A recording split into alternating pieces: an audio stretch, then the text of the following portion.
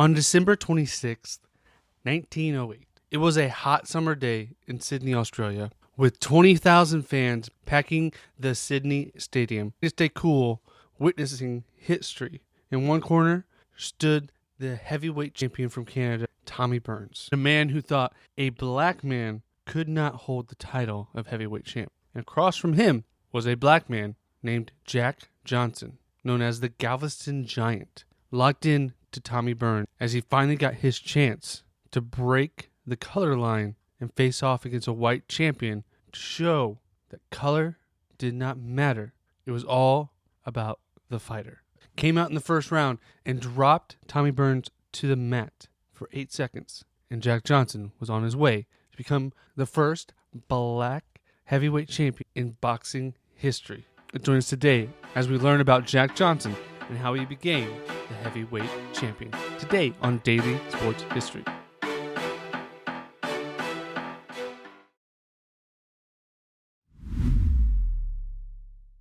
Welcome to Daily Sports History. I'm Ethan Reese, your guide, because I'm too scared to actually get in the ring to fight.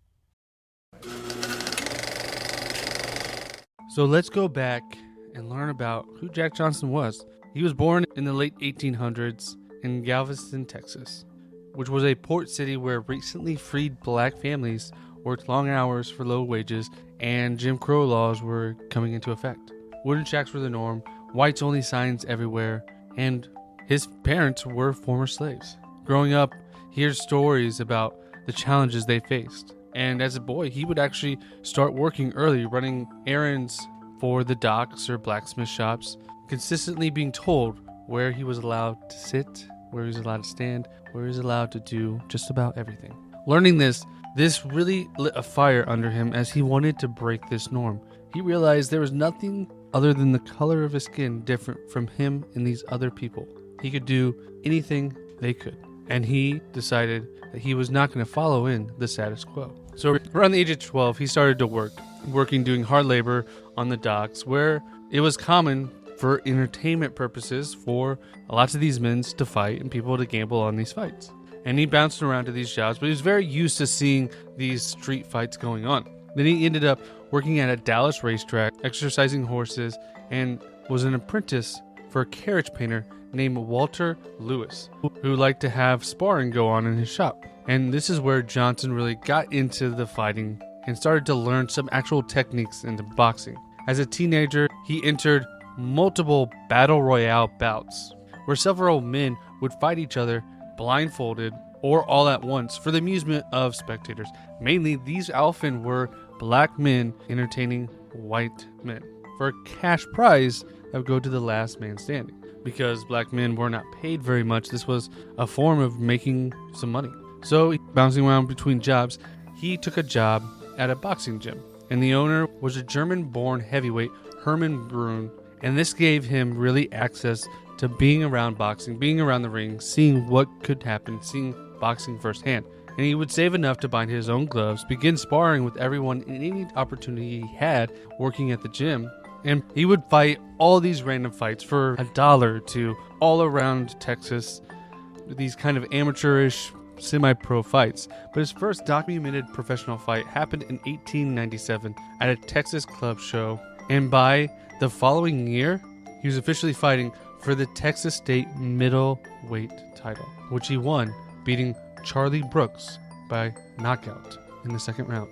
He quickly rose up the ranks and became a serious contender in the boxing community, not only in Texas, but around the United States, taking any bout he could, because this is how he was making his money, and he didn't care how short the notice was, how little the prize money was. He just wanted the chance to fight and prove himself.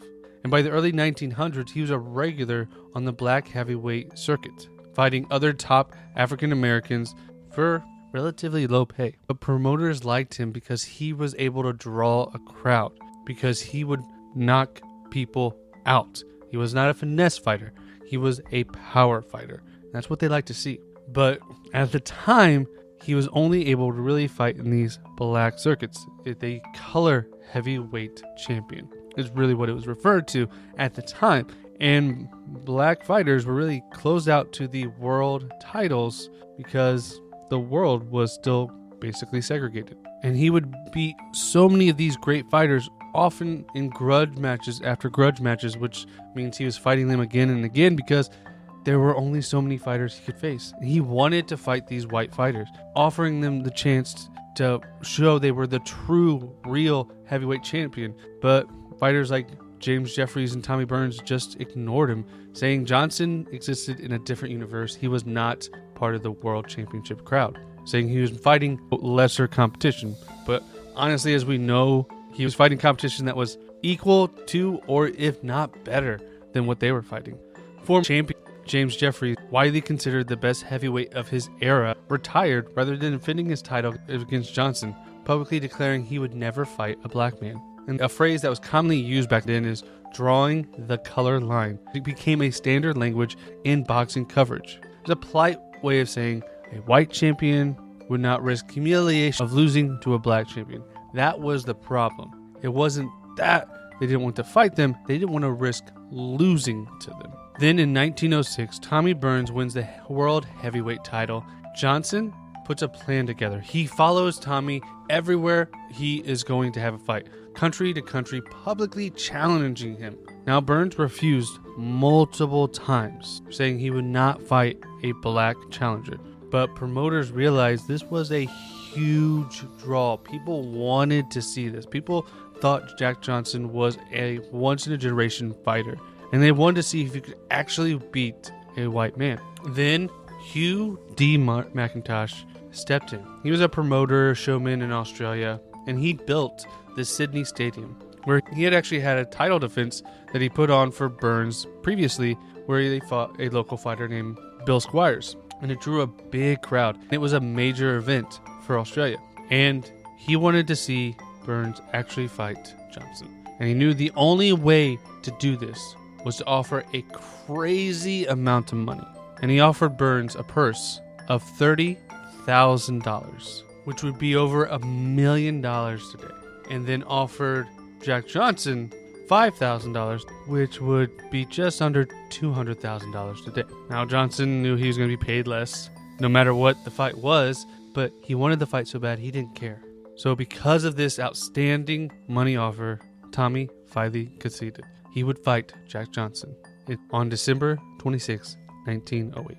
Now McIntosh not only promoted it, he also agreed to referee the bout and with the filmmaker shoot it with film, and you can actually go watch this online. It's really grainy. It's not the best video, but it's one of the most iconic fights to ever take place.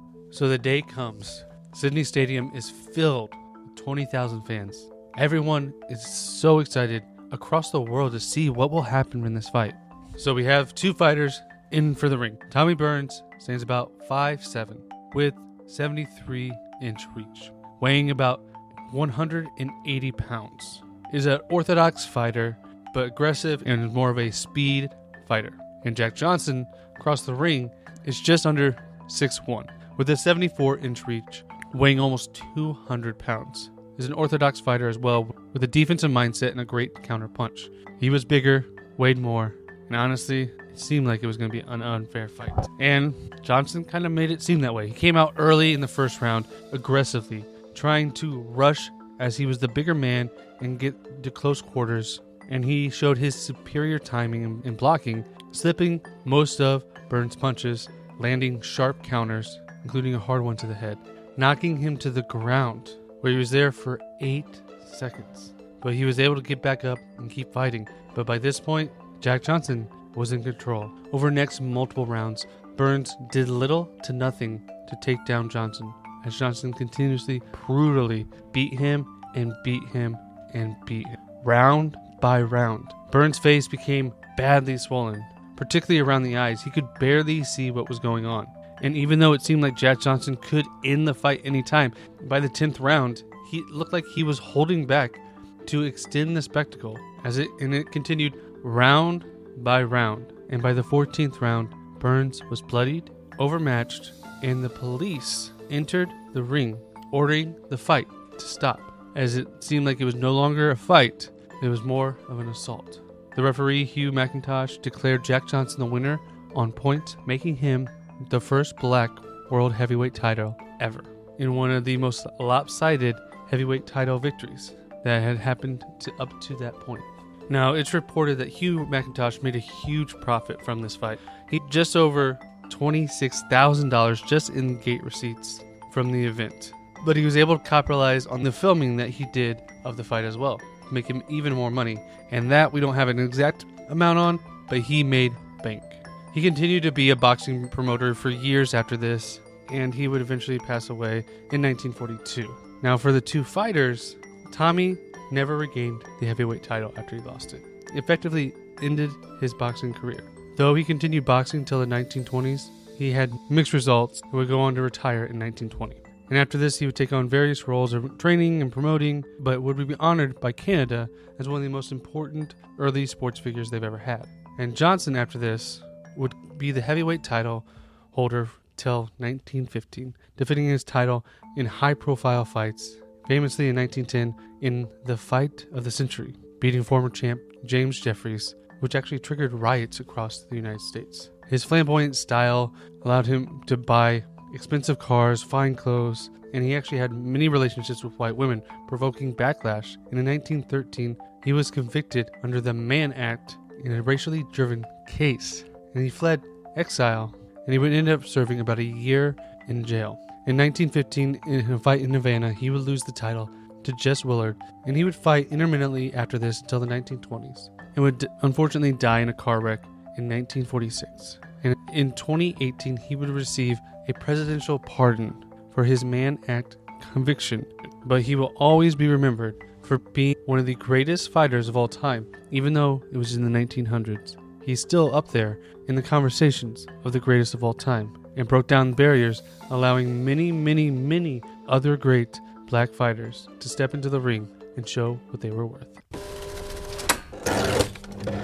I want to thank you for listening to today's Daily Sports History. If you like this, please make sure you share it with a friend so they can learn just as much about sports as you did. And we'll see you on the next one.